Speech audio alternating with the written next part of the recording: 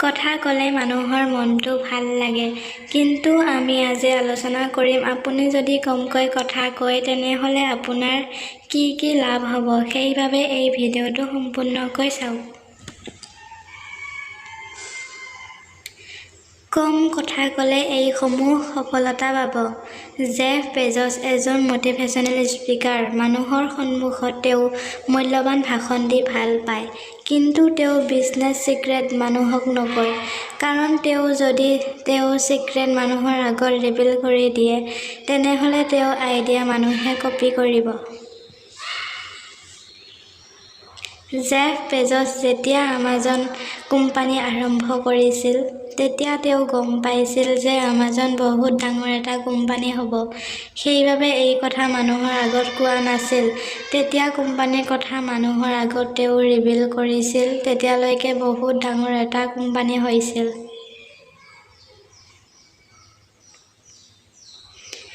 কম কথা কোৱা উপকাৰ। গৌতম বুদ্ধৰ কথা সকলোৱে জানে। গৌতম বুদ্ধৰ ওচৰত এজন ল'ৰা আহিল। সেই ল'ৰাজনৰ মনত জীৱনক লৈ বহুত কিবা-কিবি প্ৰশ্ন আছিল। ভগৱান গৌতম বুদ্ধৰ ওচৰত আহি গৌতম বুদ্ধক সুধিলে যে মোৰ মনত জীৱনক লৈ বহুত প্ৰশ্ন আছে। আপুনি সেই প্ৰশ্নৰ উত্তৰসমূহ দিব পাৰিবনে?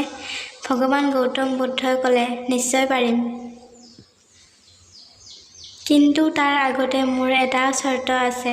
ল'ৰাজনে ক'লে, মই বহুত দিন ধৰি এই প্ৰশ্নৰ উত্তৰসমূহ বিচাৰি আছোঁ। আপোনাৰ যি চৰ্ত আছে সেয়া মই মানি ল'ম। তেতিয়া ভগৱান গৌতম বুদ্ধই ক'লে যে চৰ্তটো হৈছে 2 বছৰ এইটো গছৰ তলত কথা নপতাকৈ থাকিবা। যদি 2 বছৰৰ ভিতৰত এটা কথা কোৱা, তেনেহ'লে মই তোমাৰ প্ৰশ্নৰ উত্তৰসমূহ নিদিওঁ।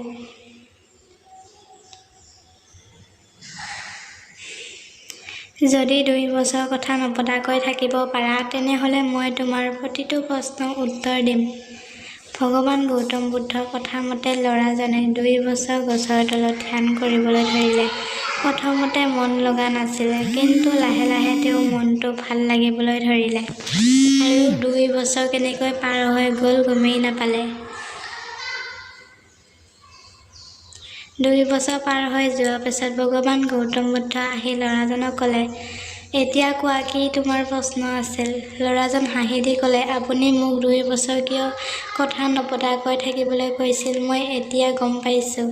এতিয়া মই নিজক জানিছোঁ আৰু সকলো প্ৰশ্নৰ উত্তৰ মই নিজেই পাইছোঁ।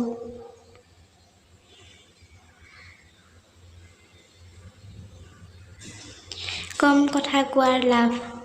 মুকেশ আম্বানীক আমি সকলোৱে জানো যে তেওঁ এজন ভাৰতৰ অন্যতম ধনী ব্যক্তি।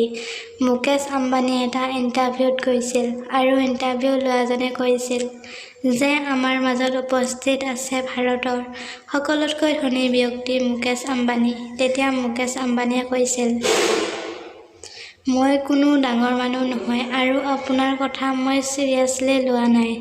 এই কথাত এইটো বুজিব পাৰি যে কিছুমান ঠাইত কিছুমান কথা কোৱা নাযায়, আৰু যদি কওঁ তেনেহ'লে নিজৰ বিপদ নিজেই মাতি অনা হ'ব।